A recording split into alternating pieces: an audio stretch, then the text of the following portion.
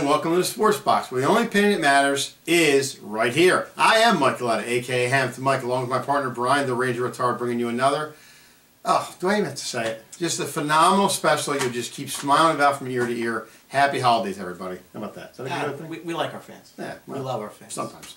Let's say bashes. Today we got the NHL in review. We're going to go over some things. Actually, we're going to talk a little bit about the Flyers. I first want to mention thank you to the Las Vegas Golden Knights. Not only did Gary Bettman get another team in the league, which we've been saying for years should get rid of probably 3 or 4 teams in the league.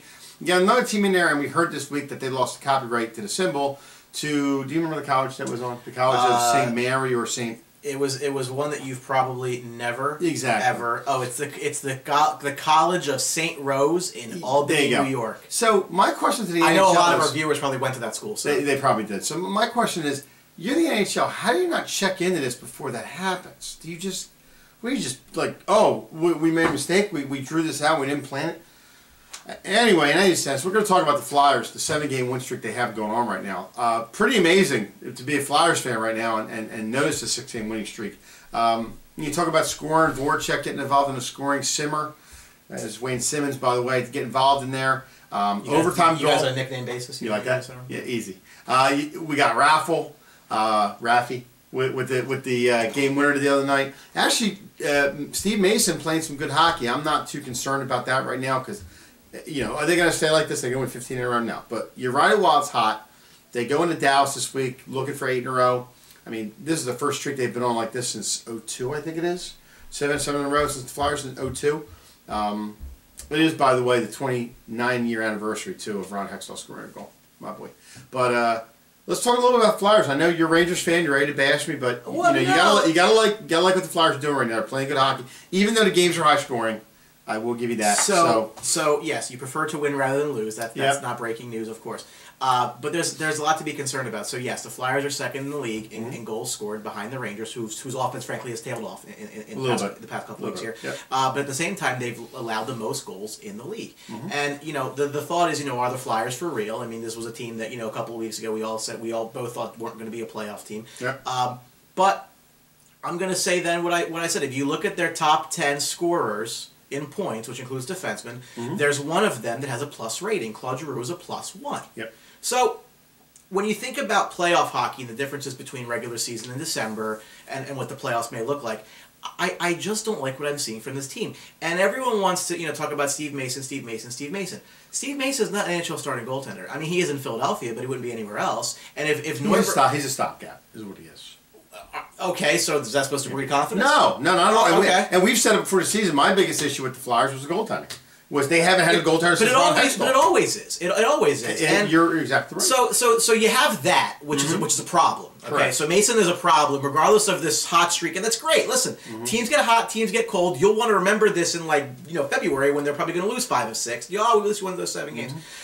So that's a problem. Their defense has the potential to be very, very good. They've done a lot of nice work in drafting young players high that they've built around, but it's just not there yet. So you're asking them to play a lot, a pro-level defensive game, and in time they'll be able to. And they're going to make mistakes. They're going to make mistakes. And they're young. You got Provorov back there who's 19. You got Gostisbehere who's a young guy back there. I mean, they're young. But listen, it's better than having...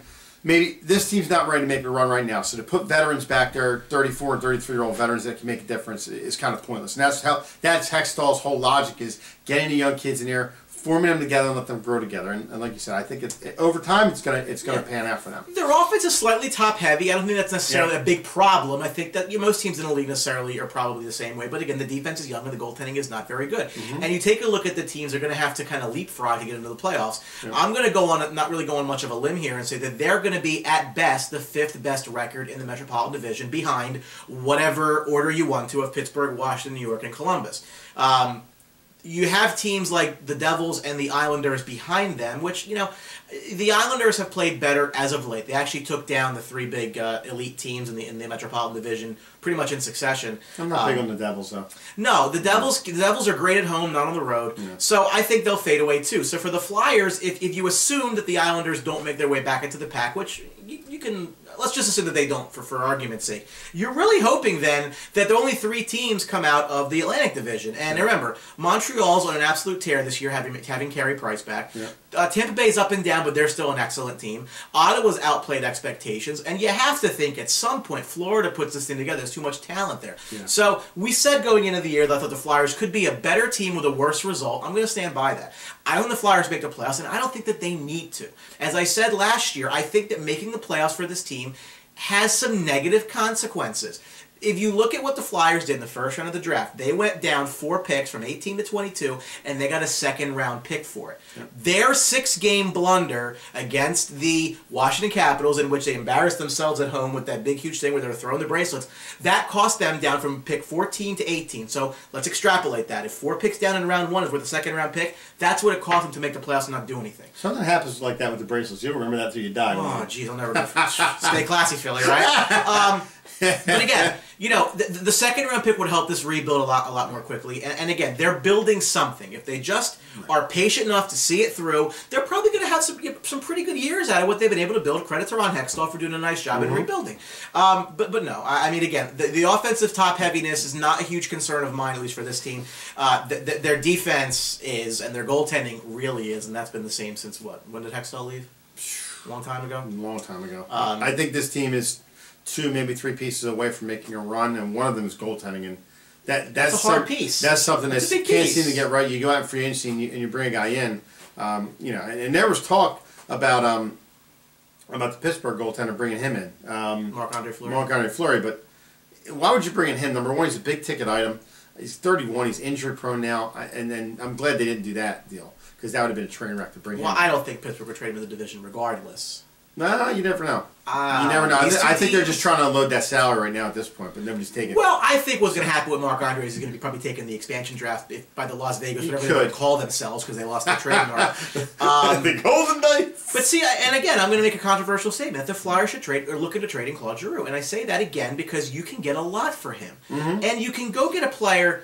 I'm going to throw out Dylan Larkin's name. Right. Dylan Larkin's 19, I believe, 19 or 20, young player from Detroit. He's got all the makings of a phenomenal offensive player. And that's a guy who can come up with this group of young players because I really think that by the time this team is ready to contend, truthfully, and I mean contend like you're going to, you know, top 2 in the division, making the playoffs every year, having a shot at getting somewhere in the playoffs, this guy's going to be on the wrong side of on the age number. See, I'm on the other side of that. I think you maybe keep Giroux, but you maybe get rid of like a Simmons.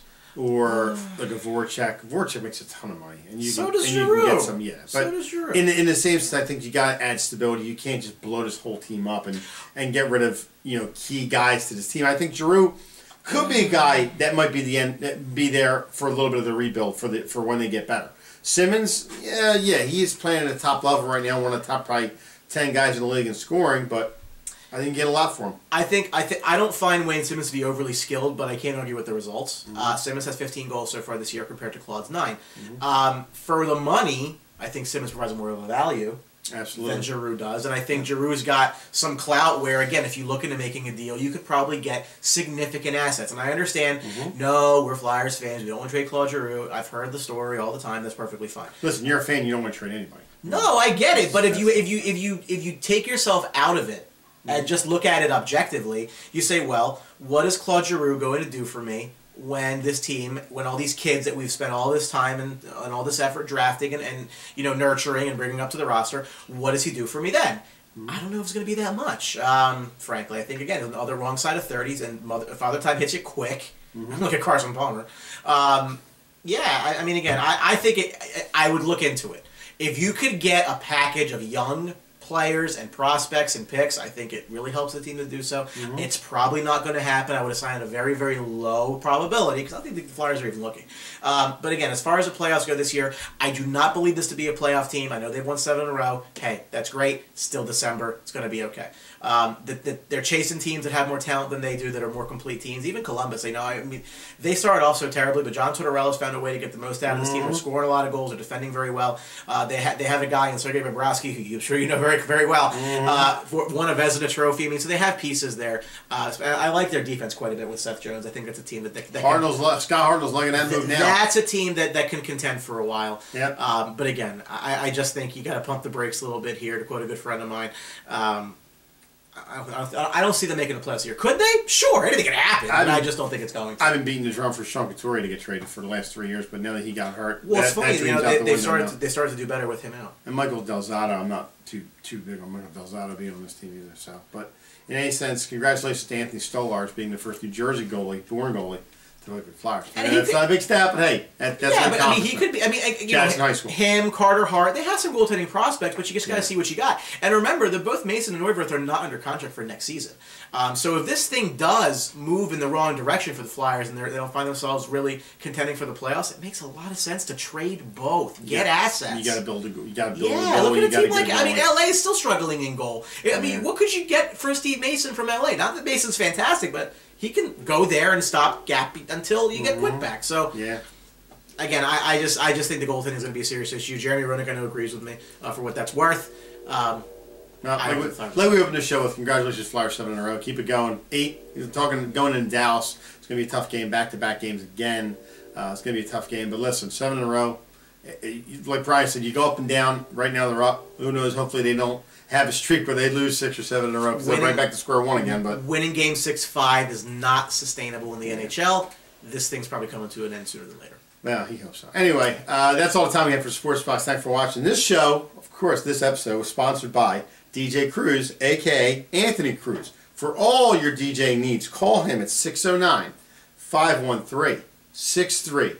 Now, I know he's a DJ, but I bet he probably has that Flyers goal song in rotation. That sounds like it's going to be played in the club when they score goals for Flyers. Just love to keep digging, don't you? Just keep digging. It's what I do. And where are we located at again? Sports Box? Why don't you give him some info? So we're in Hamilton, New Jersey. It's a wonderful little town right between Philadelphia and Atlantic City. So it's cold here, too. It is very cold. Actually, I think we're playing in Mystery, Alaska right now. But, I guess we are in Flyers country. Of course, and if you want to know how I feel about it, you can go see my New York Rangers man cave on some of the videos that we've posted. I think you'll probably enjoy it. Oh, my God. And that's all the time we have, thank God. No more Ranger talk. We'll talk about it. We didn't even talk about the Rangers. I'm sure we'll talk. We didn't talk about You were slipping them in a little bit. I heard you talk about the Rangers a little bit, Sean. Yeah, not very comfortable. And the Rangers room. I'll be quiet. Anyway, thanks for watching. We always appreciate it. Make sure you subscribe. Go ahead.